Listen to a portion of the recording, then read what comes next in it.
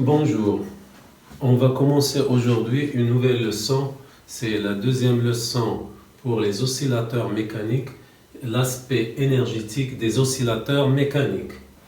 Alors on va commencer par le travail mécanique. Premièrement, travail du poids d'un corps dans un champ de pesanteur uniforme. Alors je sais bien que lorsque je suis dans un champ de pesanteur uniforme, le poids reste constant. Alors, puisque c'est une force constante, je peux utiliser la relation du produit scalaire. Le travail du poids entre deux positions G1 et G2 égale au produit scalaire du vecteur poids avec le vecteur déplacement G1, G2. Alors, je vais utiliser la règle Px, x2 moins x1 plus Pz, z2 moins z1 et ceci dans un repère au x, au z. Alors la projection du poids sur l'axe OX, ça donne 0. Donc ceci c'est 0. D'accord? Ça c'est nul. Et la projection du poids sur l'axe OZ, ça donne moins mg. Donc c'est moins mg fois z2 moins z1. Avec le signe moins, ça donne mg z1 moins z2. Donc je vois bien que le travail du poids va dépendre seulement de la position initiale z1 et de la position finale. Il ne dépend pas du chemin suivi, il ne dépend que de la position initiale et de la position finale. Donc je peux dire que le poids est une force conservative.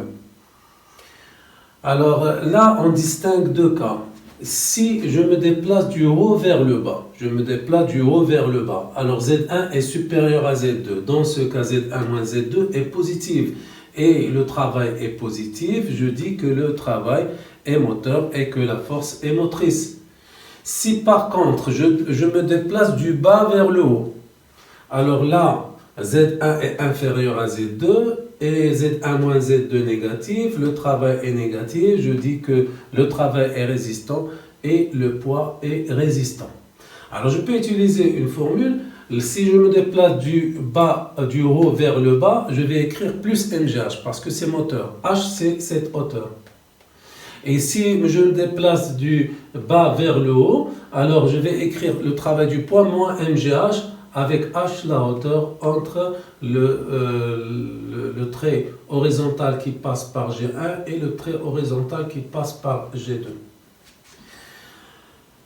Alors de là, je déduis que le poids est une force conservative et c'est très important pour la suite. Alors deuxièmement, le travail de la tension d'un ressort. Travail de la tension d'un ressort, tout d'abord, égale à moins en norme, c'est moins qu'à delta L.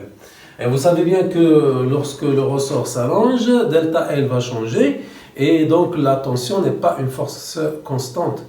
Alors je ne peux pas appliquer, pour une force qui est variable, je ne peux pas appliquer la formule du produit scalaire. Là, il faut passer par le calcul intégral et après calcul, on arrive à une formule. Alors ce qui est important, c'est de retenir la formule du travail de la tension d'un ressort. Alors tu ne dois pas appliquer le produit scalaire. Ça, c'est interdit parce que c'est une force qui n'est pas constante, c'est une force variable. Donc, on doit appliquer, après intégration, on arrive à cette formule. Alors, le travail de la tension d'un ressort entre deux positions A1 et A2 est égal, c'est la formule qu'il faut retenir, 1 demi de K, delta L1, l'allongement en position L1 du ressort, en position A1, et moins delta L2, l'allongement dans la position A2 pour le ressort. 1 demi de K delta L1 au carré, moins delta L2 au carré. Alors on va distinguer deux cas. Alors si le ressort est horizontal, si c'est un ressort horizontal, alors lorsque le ressort est horizontal, l'allongement c'est X, parce que X, je rappelle, c'est calculé à partir de la position d'équilibre du ressort. Donc X1 c'est delta L1, parce que c'est quoi? Delta L, c'est la longueur finale moins la longueur initiale. Donc c'est X1. Et X2, c'est delta L2. Donc delta L, c'est toujours égal à X dans le cas d'un ressort horizontal. Donc, je remplace delta L1 par x1 et delta L2 par x2 et j'arrive à cette relation qui est particulière dans ce cas. C'est le cas d'un ressort horizontal, c'est pas une formule générale. La formule générale est la première. Donc, je trouve le travail de la tension du ressort 1 demi de k x1 au carré moins x2 au carré. Parce que les élèves ont tendance à écrire cette formule dans tous les cas. Alors ça, c'est valable seulement pour un ressort horizontal. Alors si le ressort est non horizontal, incliné, vertical, alors là j'aurai delta L égale à delta L0 plus x. Alors je remplace donc dans la formule générale, je vais trouver que le travail de la tension du ressort, 1 demi de k delta L1 c'est delta L0, l'allongement dans la position d'équilibre, plus x1 au carré moins delta L02, delta L0 plus x2, le tout au carré. Alors, dans tous les cas, la tension du ressort est aussi une force conservative. Pourquoi? Parce que son travail ne dépend que de la position initiale, delta L1, et de la position finale. La tension est une force conservative. Alors, je passe au travail du couple de torsion. Alors, le moment du couple de torsion, c'est moins c θ. Et θ est variable. Donc, le moment du couple de torsion est aussi un moment variable. Alors, puisqu'il est variable et n'est pas constant, je ne peux pas appliquer la formule du travail dans le cas d'une rotation. Alors là, il faut passer par intégration et en fin de compte, on arrive à la formule qu'il faut apprendre. Le travail du couple de torsion entre θ1 et θ2, ça ressemble un peu à cette formule. Là, j'ai la constante de raideur, là, j'ai la constante de torsion, donc est égal à 1 demi de c, θ1 au carré moins θ2 au carré. Là, j'ai l'allongement et là, j'ai l'angle θ1, l'abscisse angulaire. Donc 1 demi c θ1 au carré moins θ2 au carré. Alors, je rappelle ici, θ1, alors c'est la rotation à partir de la position d'équilibre et θ2, c'est l'angle de rotation à partir de la position d'équilibre. Le couple de torsion est un couple de rappel. Alors donc, je vois bien que ce travail ne dépend que de la position initiale et de la position finale. Donc, je vais dire que le couple de torsion est un couple conservatif. Alors, je vois bien que les trois forces, le poids, la tension du ressort, le couple de torsion sont tous conservatifs.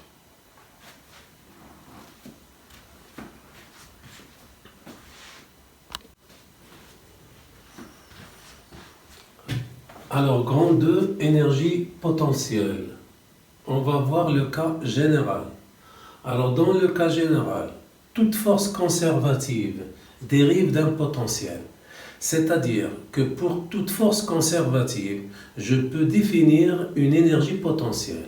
On a vu le poids, la tension du ressort et le couple de torsion sont conservatifs. Donc, je peux pour le poids définir une énergie potentielle que je vais appeler énergie potentielle de pesanteur. Pour la tension du ressort, je vais définir une énergie potentielle que j'appelle énergie potentielle élastique. Et pour le couple de torsion, je vais définir une énergie potentielle que j'appelle énergie potentielle de torsion. Alors,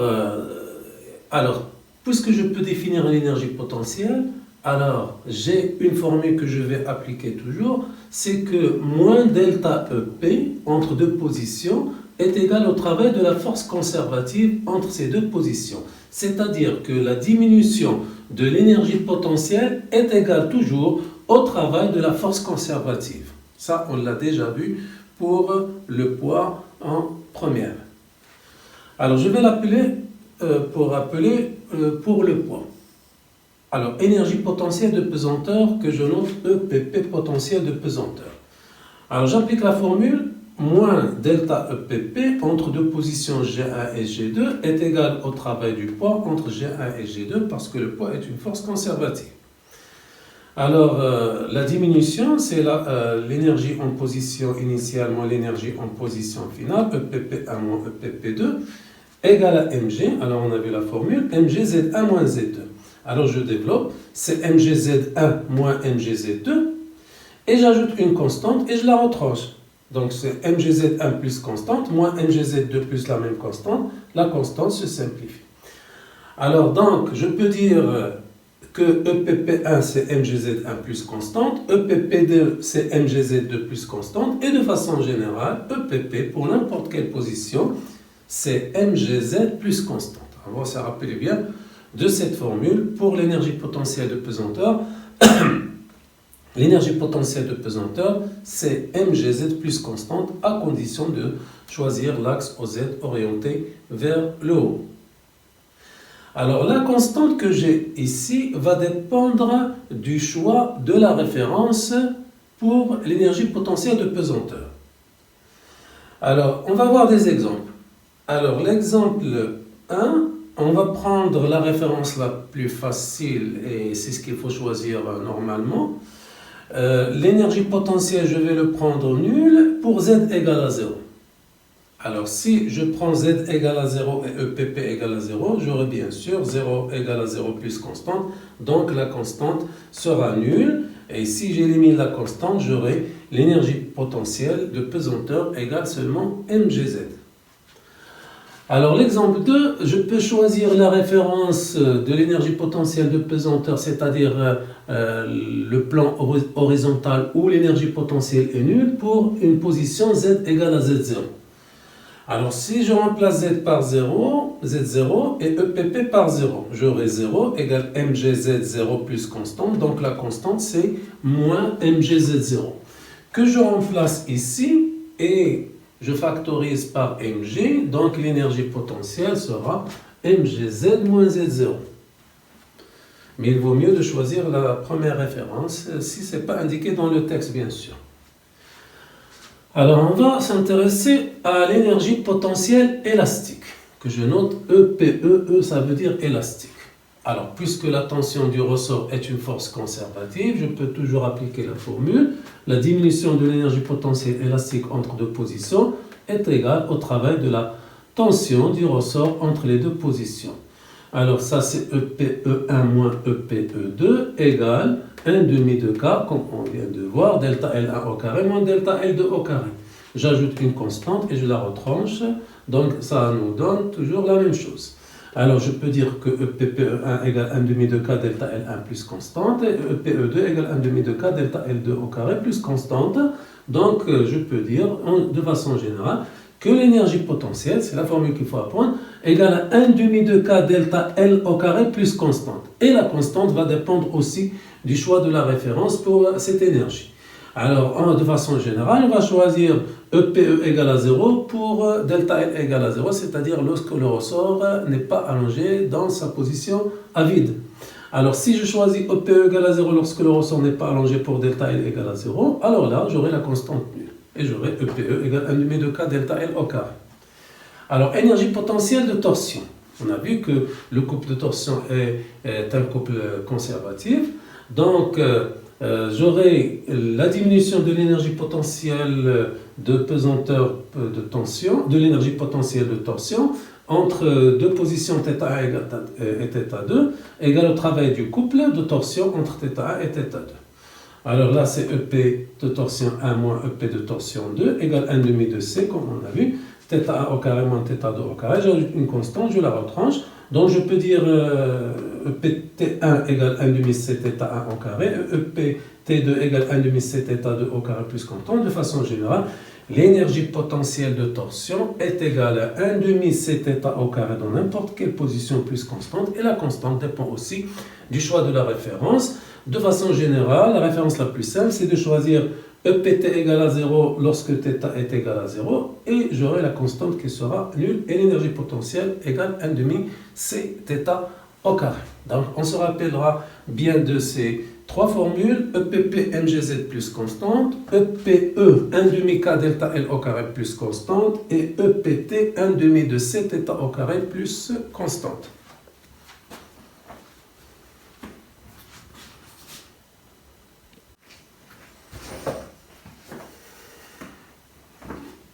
On va faire l'étude énergétique du pendule élastique. On va faire l'étude énergétique de chaque pendule élastique de torsion et l'étude énergétique du pendule pesant. Alors on va commencer par le pendule élastique. Tout d'abord, on va voir que l'énergie mécanique se conserve. Alors donc je prends comme exemple le pendule élastique horizontal.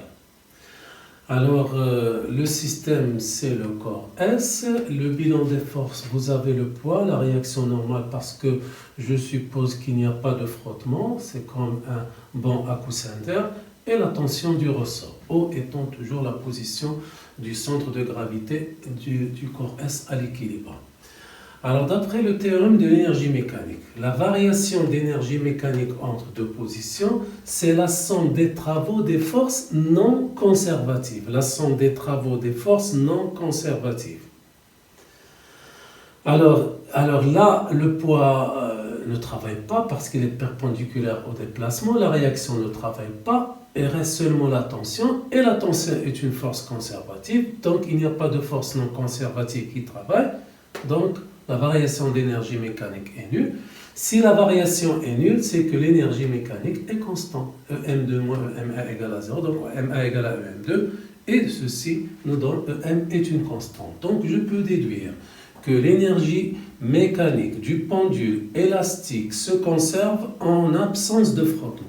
Si les frottements sont négligeables, tu peux dire que l'énergie mécanique du pendule élastique est constante et il se conserve. Alors, pour calculer l'énergie mécanique, vous allez prendre les deux positions particulières. L'énergie mécanique, c'est l'énergie cinétique plus l'énergie potentielle élastique, est égale à 1 demi de mv au carré parce que c'est une translation, plus 1 demi de kx au carré, plus constante. Je suppose la constante égale à 0 parce que je prends comme référence l'énergie potentielle élastique, EP égale à 0 pour x égale à 0. Alors donc, pour x égale à plus ou moins x max, je rappelle que lorsqu'il y a des vibrations, des oscillations, lorsque le pendule arrive en x max, il s'arrête. En moins x max, il s'arrête. Et il passe par une vitesse maximale à la position x égale à 0, à sa position d'équilibre. Donc pour x égale à plus ou moins x max, sa vitesse est nulle, s'arrête instantanément. Donc je remplace ici v par 0 et x par x max, donc je trouve que l'énergie mécanique égale à 1 demi de kx max au carré. Pour x égale à 0, en position d'équilibre, lorsqu'il passe par sa position d'équilibre, il passe par une vitesse maximale. Donc je remplace x par 0 et v par v max, je trouve que l'énergie mécanique égale à 1 demi de mv max au carré. Donc tu peux calculer l'énergie mécanique par l'énergie potentielle élastique maximale ou l'énergie cinétique maximale. Alors, on a la variation d'énergie mécanique, c'est la variation d'énergie cinétique plus la variation d'énergie potentielle élastique. Alors, l'énergie mécanique étant constante, sa variation est nulle. Donc, je peux dire que la variation d'énergie cinétique est égale à la diminution de l'énergie potentielle. Ceci veut dire que s'il y a augmentation en énergie cinétique, il devrait y avoir obligatoirement diminution en énergie potentielle élastique. Et l'inverse est vrai. Alors, toute augmentation d'une énergie est suivie d'une diminution de l'autre pour que la somme reste constante. Alors, on va voir que je peux déduire l'équation différentielle de cette conservation. Alors, l'énergie mécanique est égale à 1 demi de mv au carré vc x point au carré plus 1 demi de kx au carré. Bien sûr, je prends constante nulle. Alors, si je dérive l'énergie mécanique, puisque l'énergie mécanique est constante, il se conserve, il n'y a pas de frottement, la dérivée de l'énergie mécanique est nulle, donc, car l'énergie mécanique est constante, donc je dérive. Alors, 2 fois 1 demi, ça donne 1. M, c'est une constante. La dérivée de x point au carré, c'est 2x point, x2 point. Donc, c'est x point, x2 point. La dérivée de x au carré, c'est 2x, x point. Parce que c'est une fonction. Ce n'est pas x mathématique, c'est une fonction. X dépend du temps et je dérive par rapport au temps. Donc, c'est 2x, x point. Donc, ça va me donner kx, x point. Je simplifie par x point parce que la vitesse n'est pas toujours nulle. Et j'aurai x de point plus k sur mx égale à 0. Je retrouve l'équation différentielle qu'on a trouvée par la deuxième loi de Newton, par une étude dynamique. Là, je la retrouve par une étude énergétique. Alors, troisièmement, diagramme des énergies. On va voir que le diagramme des énergies, on va le voir en fonction de x et en fonction du temps. On va commencer par le diagramme des énergies en fonction de x. Je vais tracer les énergies. Énergie potentielle élastique, énergie mécanique et énergie cinétique en fonction de x. Alors l'énergie potentielle élastique, 1 demi de kx au carré. L'énergie mécanique, c'est la valeur maximale de l'énergie potentielle élastique, c'est 1 demi de kx max au carré. Et l'énergie cinétique, c'est la différence, parce que l'énergie mécanique, c'est la somme, donc l'énergie cinétique, c'est l'énergie mécanique moins l'énergie potentielle élastique. Donc tu fais la différence, tu mets 1 demi k en facteur, donc x max au carré moins x au carré. Alors je vais donc les représenter en fonction de x. Alors tout d'abord, je représente l'énergie mécanique. L'énergie mécanique, c'est une constante, ici en rouge. Alors l'énergie potentielle élastique. Alors je représente cette parabole. Alors pour x égale à 0, c'est 0. Pour x égale à x max, je retrouve l'énergie mécanique. Pour moins x max, je retrouve aussi l'énergie mécanique. Donc c'est une parabole qui a cette forme. Alors pour l'énergie cinétique, pour x égale à x max, c'est 0. Ou bien au moins x max. Et pour x égale à 0, c'est le maximum. Donc c'est l'inverse. Alors ils vont se rencontrer pour EM sur 2. Donc tu prends EM sur 2 et c'est le point de rencontre de l'énergie cinétique et de l'énergie potentielle élastique.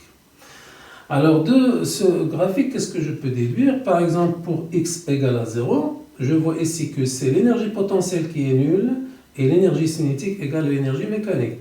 Et c'est l'inverse pour x max et moins x max. Ici, c'est l'énergie cinétique qui est nulle et l'énergie potentielle qui est maximale.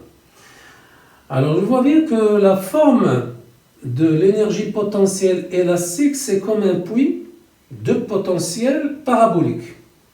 L'énergie potentielle a la forme d'un puits de potentiel parabolique. Alors, lorsque je trouve que l'énergie potentielle élastique a cette forme, il a la forme d'un puits de potentiel parabolique, je vais déduire que l'oscillateur, pendule élastique horizontal, est un oscillateur harmonique. Harmonique, ça veut dire qu'il a une harmonie dans son mouvement. Son mouvement est sinusoïdal. Il a un mouvement de translation rectiligne sinusoïdale, donc il a une harmonie dans son mouvement. Donc tu peux déduire que le mouvement est de translation sinusoïdale en voyant seulement la forme de l'énergie potentielle élastique qui est la forme d'un puits de potentiel parabolique.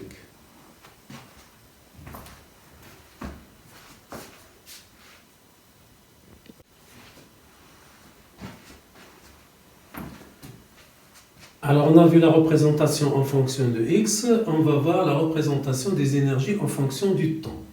Alors, il faut que je définisse les énergies en fonction du temps. Alors, l'énergie potentielle égale à 1 demi de kx au carré. Je rappelle que x égale à x max cos oméga 0 t plus phi. Alors, je prends phi égale à 0 parce que je considère qu'à l'instant t égale à 0, x égale à x max. Alors donc j'aurai 1 demi de k, je remplace x par sa valeur, x max au carré et cos carré. Alors je rappelle que le cos carré égale à 1 plus cos de 2x sur 2. Donc j'aurai 1 demi de k x max au carré, je vais la remplacer par l'énergie mécanique parce que c'est l'énergie mécanique. Et là j'aurai 1 plus cos de 2 oméga 0 t sur 2, je mets 1 demi ici. Donc ça c'est l'énergie potentielle élastique, 1 demi de m au carré, facteur de 1 plus cos 2 oméga 0 t. Alors pour l'énergie cinétique, c'est la différence entre l'énergie mécanique et l'énergie potentielle. Alors si tu fais m moins 1 demi de m facteur, etc., et tu factorises par 1 demi de m, tu auras 1 demi de m facteur de 1 moins cos de oméga 0 t. Alors la seule différence, ici il y a un plus, ici il y a un moins. Alors, je vois bien que ce sont deux fonctions sinusoïdales. Alors, leur période, c'est t égale 2pi sur 2 oméga 0. Parce que là, j'ai 2 oméga 0 en pulsation. T égale 2pi sur 2 oméga 0. Donc, je mets le 1 demi. 1 demi 2pi sur oméga 0. Et 2pi sur oméga 0, c'est la période propre des oscillations. Donc, on se rappelle bien que la période des énergies, c'est la période des oscillations sur 2. C'est la moitié de la période des oscillations du pendule élastique. Alors donc, je vais représenter les trois énergies. L'énergie mécanique est une constante. Je commence par l'énergie potentielle élastique. À l'instant t égale à 0, cos 0 c'est 1, 1 plus 1, 2. Donc ça donne EM. Je commence par EM. Alors c'est une fonction sinusoïdale qui oscille autour de EM sur 2. Alors sinusoïdale. Alors de même, je trace l'autre fonction de l'énergie cinétique. À l'instant t égale à 0, cos 0 c'est 1 moins 1, 0, donc ça commence par 0. Et c'est aussi sinusoïdal, fonction sinusoïdale. Les deux fonctions ont la même période. Pour la période de l'énergie cinétique entre deux max successives, T, et pour la période des énergies potentielles entre deux max ou entre deux mines, j'ai la même période. Alors, je vois que lorsque l'énergie cinétique est maximale, l'énergie potentielle est minimale, et elles sont identiques pour M sur 2, c'est-à-dire EPE égale à EC égale à M sur 2.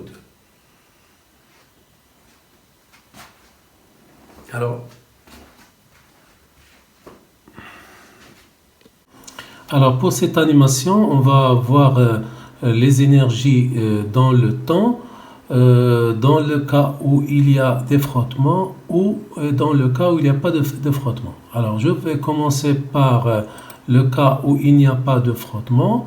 Je prends comme coefficient de frottement 0. Alors, et je vais représenter les positions, c'est-à-dire x dans le temps pour mesurer la période.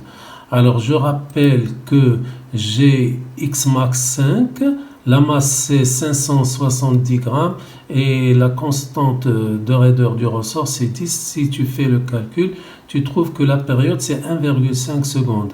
Alors, c'est ce que je vais voir en animation. Alors, vous voyez bien que la période entre deux valeurs maximales, c'est 1,5. Si deux périodes, 3 secondes. Alors, je représente les énergies dans le cas où il n'y a pas de frottement. On va voir que l'énergie mécanique va se conserver. Alors, l'énergie mécanique ici en bleu, il reste constant. L'énergie potentielle élastique, il commence ici par une valeur minimale et l'énergie cinétique commence ici par une valeur minimale et l'énergie potentielle élastique commence par une valeur maximale, ce qu'on a vu tout à l'heure. Alors, ils se rencontrent en M sur 2, 0,065, parce que l'énergie mécanique c'est 0,013. Alors, la période deux fois la période des énergies, par exemple de là jusque là, c'est 1,5 égale à la période propre des oscillations. C'est égal, ça veut dire que la période des énergies, c'est T0 sur 2. Alors, on va voir le cas des frottements. Alors, donc, je vais mettre un coefficient de frottement de 0,5. Et je vais représenter les énergies dans le temps. Alors là, je vois que les énergies diminuent, trois énergies. L'énergie mécanique diminue et elle s'annule en fin de compte. De même, l'énergie cinétique ici, en orange, et l'énergie potentielle élastique, il diminue aussi en fonction du temps. Et ils finiront par s'annuler en fin de compte. Et ceci est dû à la dissipation d'énergie par frottement en chaleur.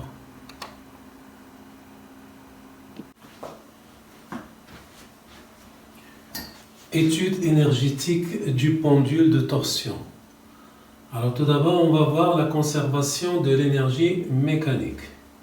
Alors vous avez votre pendule de torsion, la tige accrochée à un fil de torsion. On l'a fait tourner horizontalement d'un angle θ, donc il est soumis à son poids, à la tension du fil de torsion et au couple de torsion. Alors le système c'est la tige, les bilans des forces c'est le poids, la tension et le couple de torsion. Le théorème de l'énergie mécanique, la variation d'énergie mécanique entre deux positions, c'est la somme des travaux des forces non conservatives. Alors le poids et la tension ne travaillent pas. La seule force qui existe, c'est le couple, les forces qui existent, c'est le couple de torsion, et donc il est conservatif.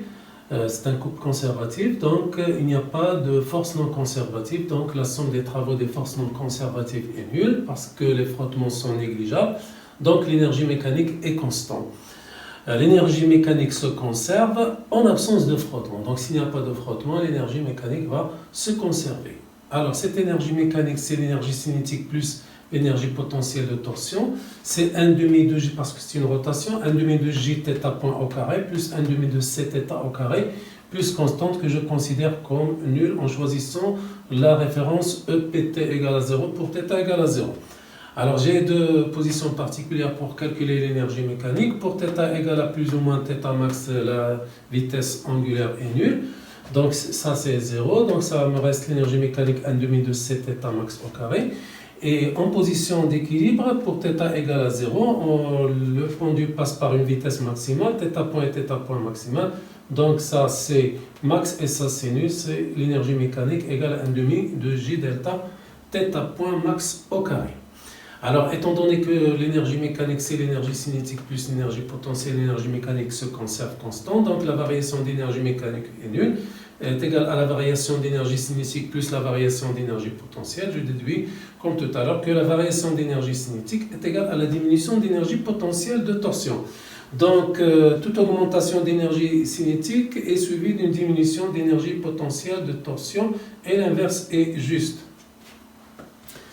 Alors pour trouver l'équation différentielle de façon énergétique, il suffit de dériver l'expression de l'énergie. L'énergie mécanique étant constante, donc sa dérivée est nulle. Alors si je dérive ici 2 avec un demi, ça donne 1. J delta c'est une constante. La dérivée de θ point au carré c'est 2 θ point θ2 point. θ point θ2 point. De même, la dérivée de θ au carré c'est 2 θ et θ point. Donc c'est θ point égale à 0. Je simplifie par θ point, je divise par J delta et je retrouve l'équation différentielle du pendule élastique. Pour le diagramme des énergies, on va se contenter de la représentation des énergies en fonction de l'abscisse angulaire θ. L'énergie potentielle, 1 demi de C θ au carré. L'énergie mécanique, c'est sa valeur maximale, 1 demi de C θ max au carré. Et l'énergie cinétique, c'est la différence, c'est 1 demi de C θ max au carré moins θ au carré. Alors je commence par représenter l'énergie mécanique en rouge, et parce qu'il est constante, l'énergie potentielle de torsion pour θ égale à 0, c'est ça. Pour θ max, au moins θ max, elle est maximale. Donc c'est une parabole qui passe par le 0. Et l'énergie cinétique, comme on a vu tout à l'heure, elle est l'inverse, et ils vont se rencontrer en EM sur 2. Donc je vois que la forme de l'énergie potentielle de torsion est un puits de potentiel parabolique. Je vais dire que c'est aussi un oscillateur harmonique comme l'autre oscillateur qu'on a vu, le pendule élastique. Donc de même, le pendule de torsion est un oscillateur harmonique. Il a une harmonie dans son mouvement. Son mouvement est de rotation sinusoïdale.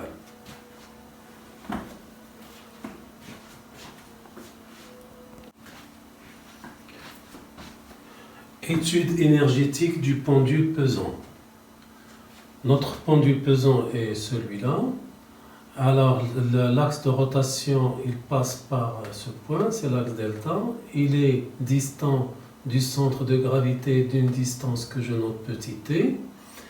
Alors, les forces auxquelles est soumis le pendule, c'est son poids et la réaction de l'axe. Alors, l'angle de rotation, c'est l'angle θ, le sens positif est là.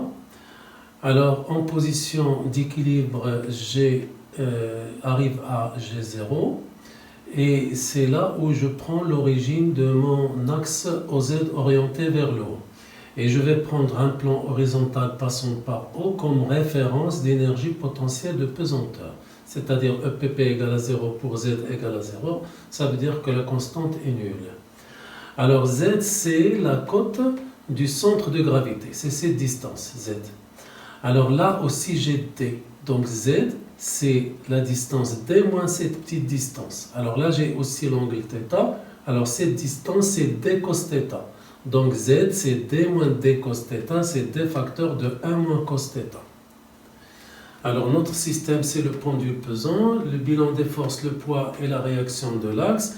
D'après le théorème d'énergie mécanique, la variation d'énergie mécanique c'est la somme des travaux des forces non conservatives.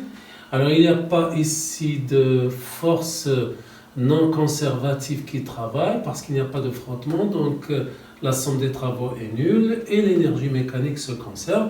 Donc en absence de frottement, l'énergie mécanique du pendule pesant se conserve.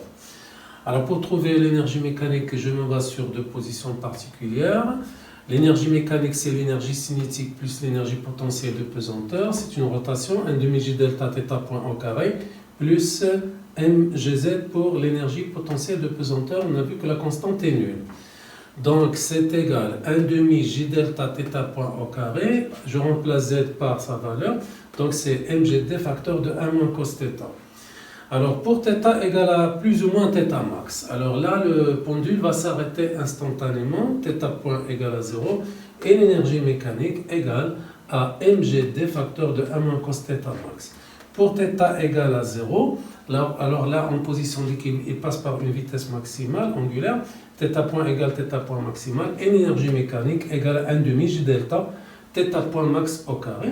J'ai aussi toute variation d'énergie cinétique est identique à une diminution d'énergie potentielle de pesanteur cette fois.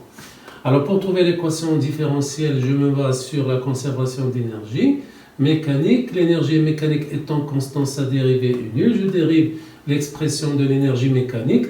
Donc je trouve J delta θ point, θ2 point, parce que θ point au carré, sa dérivée, c'est 2 θ point, θ2 point. Alors pour la dérivée du cos, c'est moins sinus θ fois θ point.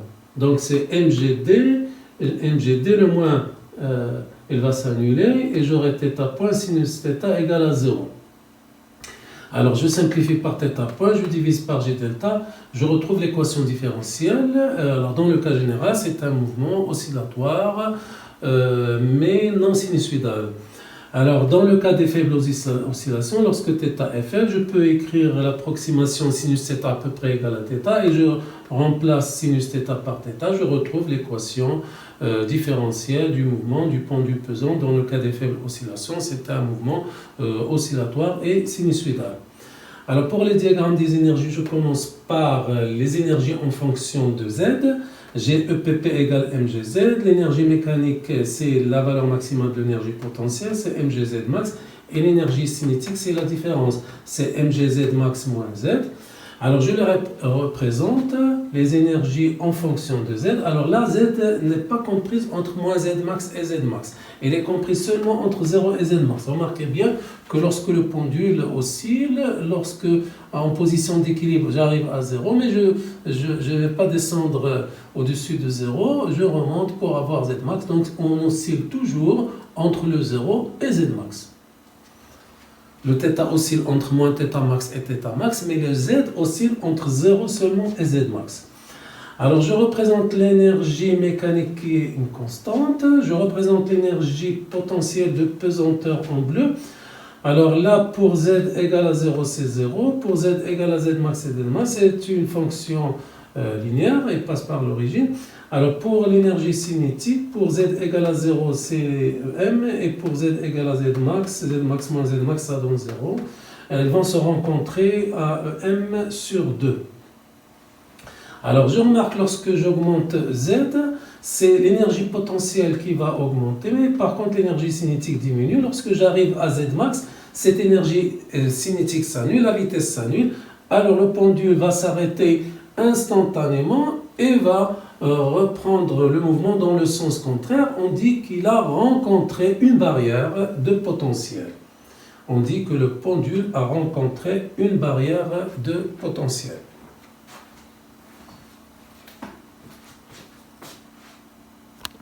Ici, on va voir la représentation des énergies en fonction de θ. Je commence par les expressions des énergies. L'énergie mécanique se conserve dans le cas où il n'y a pas de frottement. L'énergie potentielle, on a vu que c'est mgz et c'est mgd facteur de 1 moins cos θ. Et l'énergie cinétique, c'est la différence entre l'énergie mécanique et l'énergie potentielle. Alors tout d'abord, je représente l'énergie potentielle. Alors c'est une fonction sinusoïdale parce qu'il y a le cos de θ. Et il est périodique de période de pi parce que cos θ est périodique de période de pi. Alors sa valeur maximale, c'est pour cos θ égale moins 1. Ça donne ici 2, c'est 2 mgd, la valeur maximale. Et la valeur minimale, c'est pour cos θ égale à 1, ça donne 0. Donc, il va osciller entre 0 et 2 mgt. Alors, pour θ égale à 0, cos 0, c'est 1. On commence par 0. Alors, ça arrive à son maximal pour la valeur de pi, parce que cos pi, c'est moins 1, ça donne 2 mgt. Et ça reprend. Donc, c'est une fonction sinusoïdale de période de pi. Alors, l'énergie mécanique, c'est une constante. Alors, on va distinguer deux cas. Ou bien, l'énergie mécanique est supérieure à la valeur maximale de l'énergie potentielle, c'est-à-dire 2 mgd, ou bien elle est égale à 2 mgd, ou bien il est inférieur à 2 mgd. Alors, on va commencer par le premier cas, où l'énergie mécanique est supérieure à 2 mgd. L'énergie mécanique supérieure à 2 mgd.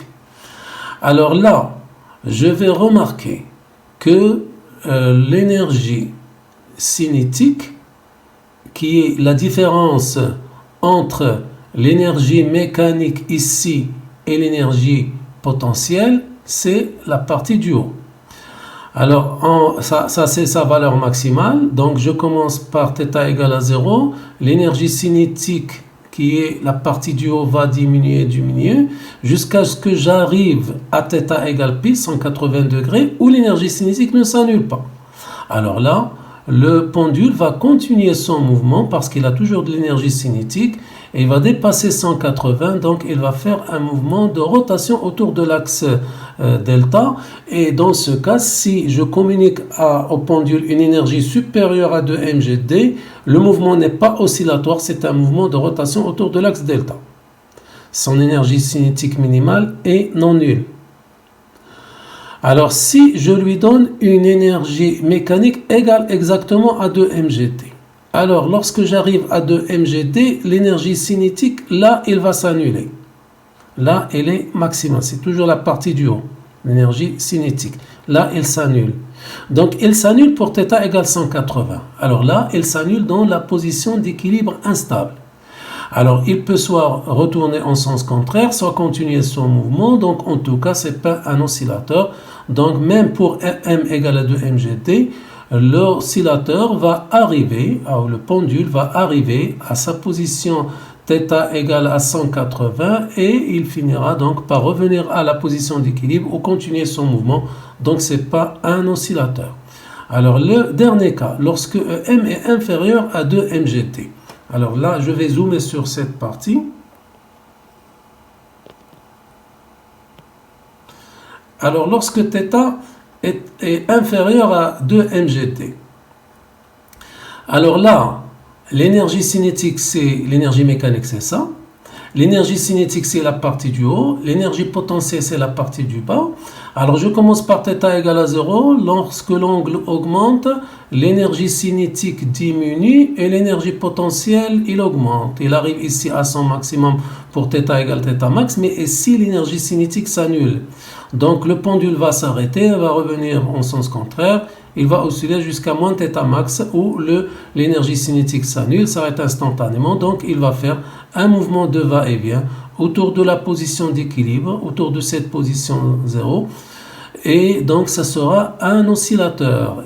Est-ce qu'il est harmonique ou non? Et il n'est pas harmonique si θ max a une valeur grande. Si θ max est une valeur petite dans le cas des faibles oscillations, je peux considérer que cette partie de la fonction sinusoïdale est aussi une fonction parabolique et je peux considérer que l'oscillateur fait des oscillations harmoniques et la solution de l'équation différentielle est sinusoïdale. Donc c'est un mouvement oscillatoire de rotation sinusoïdale si l'angle θ max est faible, c'est-à-dire dans le cas des faibles oscillations. Alors on va voir ça en animation. Alors pour cette animation, on va voir les trois cas qu'on a vus tout à l'heure. Alors là, je communique au pendule pesant une énergie mécanique inférieure à 2 mgd, là supérieure à 2 mgd et là égale à 2 mgd. Alors on va voir ici qu'il va arriver jusqu'à la position d'équilibre instable et il s'arrête un peu, il peut continuer ou peut revenir en sens contraire. Là, il va faire un mouvement de rotation autour de l'axe de rotation parce que je lui donne une énergie mécanique supérieure à 2 mgd et là, je lui donne une énergie mécanique inférieure à 2 mgd, il va faire un mouvement oscillatoire autour de sa position d'équilibre. Donc, on va commencer l'animation. Alors, remarquez donc ici, la vitesse s'annule en θ max et moins θ max et le pendule fait des oscillations autour de sa position d'équilibre parce que l'énergie mécanique initiale que j'ai communiquée au pendule est inférieure à 2 mgd. Là, je lui donne une énergie supérieure à 2 mgd. Vous voyez bien que lorsqu'il tourne de 180 degrés en cette position, sa vitesse ne s'annule pas, il continue son mouvement et c'est un mouvement de rotation autour de l'axe delta, c'est pas un mouvement oscillatoire. Alors là, je lui donne exactement ce qu'il faut en énergie pour que lorsqu'il arrive à la position θ égale à 180, sa vitesse s'annule, c'est-à-dire il arrive à la position d'équilibre instable. Vous voyez bien que lorsqu'il arrive à la position θ égale 180, là, il s'arrête un peu, il continue son mouvement. Il pourra, dans d'autres cas, faire un mouvement dans le sens contraire ou rester même en équilibre dans cette position.